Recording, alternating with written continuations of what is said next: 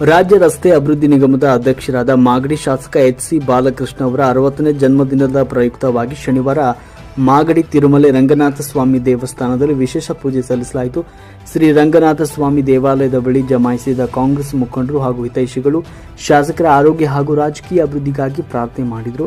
ಇದೇ ವೇಳೆಯಲ್ಲಿ ಪಟಾಕಿ ಸಿಡಿಸಿ ಕೇಕ್ ಕತ್ತರಿಸುವ ಮೂಲಕ ಮತದಾರರ ಬಂಧುಗಳು ಸಿಹಿ ಹಂಚಿ ಸಂಭ್ರಮಿಸಿದರು. ಸಂದರ್ಭದಲ್ಲಿ ಕರ್ನಾಟಕ ಪತ್ರಕರ್ತರ ಸಂಘದ ಅಧ್ಯಕ್ಷ ಹರೀಶ್, ಸಂಘಟನಾ ಕಾರ್ಯದರ್ಶಿ ವಿಜಯ್, ರಘು, ಪುರುಷೋತ್ತಮ್ ಇನ್ನುಳಿದ ಸದಸ್ಯರುಗಳು ಕಾರ್ಯಕ್ರಮದಲ್ಲಿ ಭಾಗಿಯಾಗಿದ್ದರು.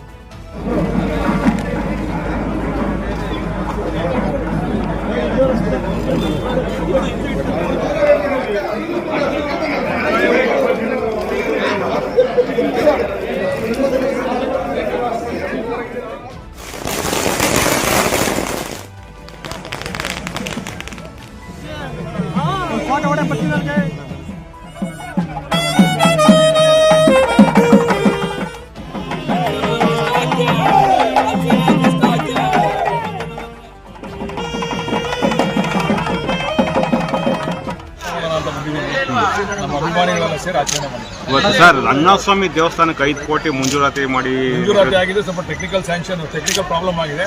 ಬಹುಶಃ ಇನ್ನೊಂದು ತಿಂಗಳಲ್ಲಿ ಮಂಜೂರಾತಿ ಆಯ್ತು.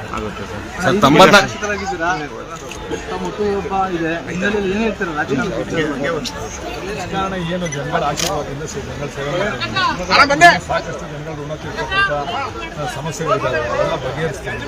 ಅವ್ರ ಆಶೀರ್ವಾದ ಯಾವಾಗ ಕೂಡ ನನ್ನ ಮೇಲೆ ವಿಶ್ವಾಸ ಇತ್ತು. 5 ಬಾರಿ ಕೆಲಸವ್ರೆ. ಅವ್ರ ಋಣ ತೀರ್ಸಲಿಕ್ಕೆ ಈ ಜನ್ಮ ಸಾಧ್ಯ ಇಲ್ಲ.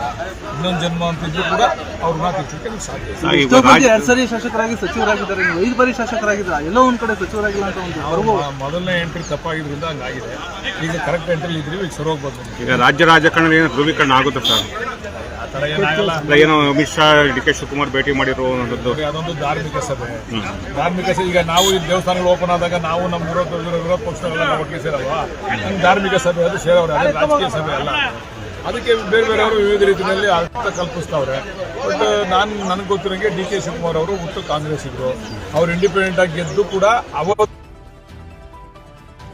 ಕಾಂಗ್ರೆಸ್ಗೂ ಅವ್ರಿಗಿರ್ತಕ್ಕಂಥ ಸಂಬಂಧನ ಅದೇ ತೋರಿಸ್ತೇವೆ. ಅದರಿಂದ ಯಾವತ್ತೂ ಕೂಡ ಅವರು ಕಾಂಗ್ರೆಸ್ ಬಿಟ್ಟು ಹೋಗೋದಿಲ್ಲ ಅಂತಕ್ಕಂಥ ಆತ್ಮವಿಶ್ವಾಸ ಇದೆ. ಸಚಿವ ಸಂಪುಟ ವಿಸ್ತರಣೆ ಆಗುತ್ತೆ ಸರ್ ಸದ್ಯದಲ್ಲಿ? ಅದನ್ನು ಹೈಕಮಾಂಡ್ ಸ್ನೇಹಿತರುಗಳು ಬತ್ತವ್ರೆ, ಬರ್ಲಿ ಬಿಡ್ರಿ. ಒಳ್ಳೆ ಕೆಲಸ ಆಗ್ಬೇಕು, ಅಭಿವೃದ್ಧಿ ಆಗ್ಬೇಕು, ಬತ್ತವ್ರೆ ಸರ್. ಅದಕ್ಕೆ ಕನ್ನಡ ಸಾಹಿತ್ಯ ಸಮ್ಮೇಳನ ಸಂಬಂಧಪಟ್ಟಂಗೆ ಮಾತಾಡಿ ಸರ್. ಹೆಂಗ್ ನಡೀತೈತೆ? ಅವರು ನಮ್ಮ ಅಧ್ಯಕ್ಷರು ಬಂದಿದ್ರು, ಸಾಹಿತ್ಯ ಸಮ್ಮೇಳನದ ಅಧ್ಯಕ್ಷರು ಮಾಡ್ತಾ ಇದ್ದಾರೆ ಕಾರ್ಯಕ್ರಮನ ವಿಶೇಷ ರೀತಿಯಲ್ಲಿ. ಅದನ್ನು ಮಾಡ್ತಾರೆ. 1994ರಿಂದ 2025ವರೆಗೂ ಬಾಲಣ್ಣ ಅದೇ ರೀತಿ ಏಜ್ ಇನ್ನ ಹುಡುಗನ